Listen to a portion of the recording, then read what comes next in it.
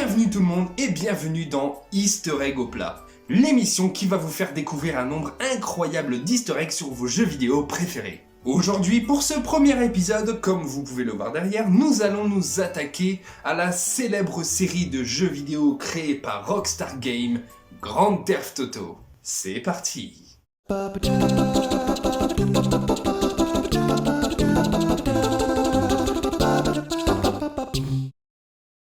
Dans GTA 2 existent les Wong Cars.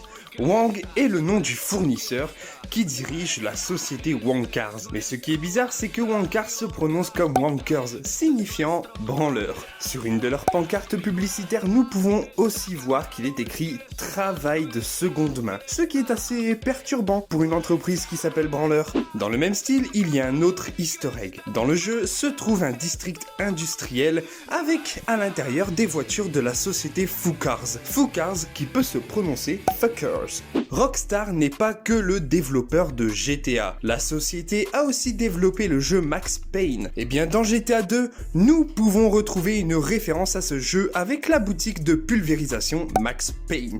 Dans le jeu, il est bien sûr possible de conduire plusieurs voitures. Voitures qui ont des marques et références différentes. Et bien il se trouve que certaines d'entre elles possèdent des noms amusants. Par exemple, l'une d'entre elles se nomme la GTA 1, qui est bien sûr une référence à GTA 1. Et une autre se nomme la You Jerk, qui en français veut dire vous glander. Dans GTA 3, si vous tirez avec un sniper sur la lune, cette dernière change de taille. Allez savoir pourquoi. Dans la nuit, il est possible de voir une constellation en forme de R, qui est bien évidemment une référence au logo de Rockstar Games. Derrière le mur d'un parking situé au nord de Staunton Island, à un endroit très difficile d'accès, vous pouvez lire le texte suivant. You weren't supposed to be able to go here, you know? En français, vous n'étiez pas censé pouvoir arriver ici, vous savez? Sur certaines pages de journaux tourbillonnant dans la ville, on peut y lire le texte Zombie Elvis trouvé et l'image d'un Elvis mort-vivant, une référence évidente à Elvis Presley. Dans les hauteurs de Staunton Island, proche de votre planque, vous pouvez voir beaucoup d'affiches publicitaires. L'une d'entre elles fait la promotion d'un film avec Arnold Stallone, une déformation plus que probable de Arnold Schwarzenegger et Sylvester Stallone. Dans la suite de GTA 3 Vice City, entre 23h et minuit, si l'on se trouve devant le Malibu Club, nous pouvons remarquer que les seules lumières allumées dans le bâtiment forment un pénis de l'extérieur.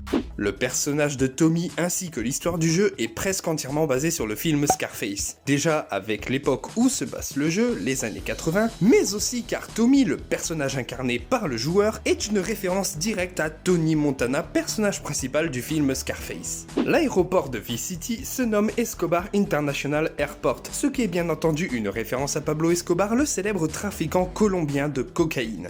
Sur la map de San Andreas, assez loin de la ville de Los Santos, se trouve une zone désertique avec un camp militaire extrêmement bien gardé nommé la zone 69, qui est bien évidemment la zone 51 de l'univers de GTA. Son nom renvoie également à une position sexuelle, mais c'est un détail. Au début de GTA 3, Claude réalise un braquage avec Catalina. Cette dernière le trahit lorsque les flics débarquent. Dans GTA San Andreas, nous rencontrons une certaine Catalina qui annonce à CJ qu'elle ne l'aime plus et lui présente son nouveau mec, Claude. Dans GTA 4 se trouve la statue de l'hilarité qui non seulement est une référence à la statue de la liberté, mais aussi à Hillary Clinton. De plus, il est possible via une porte se trouvant en haut de la statue de rentrer à l'intérieur. Quand nous y sommes, nous pouvons trouver un cœur géant en train de battre, ce qui laisse suggérer que la statue est vivante. Les émissions TV présentes dans le jeu sont remplies d'images de San Andreas. En faisant bien attention à l'une d'entre elles, vous pourrez même voir CJ en parachute. Quand vous finissez toutes les missions de l'assassin, vous pouvez obtenir un trophée intitulé Assassin's Creed, qui est une référence évidente à la célèbre série de Ubisoft, Assassin's Creed. Dans GTA V, il y a un bonhomme de neige dans les quartiers de East Los Santos caché derrière deux portes entr'ouvertes, dans un bâtiment abritant une compagnie de réfrigération. Ce bâtiment est facilement identifiable puisqu'il porte l'inscription Stay Frosty sur le toit, peut-être une référence à Frosty le bonhomme de neige. Dans l'appartement de Floyd, lorsque l'on incarne Trevor, on peut voir une hache plantée dans une porte. C'est bien évidemment là une référence au film Shining de Stanley Kubrick et son fameux Here's Johnny.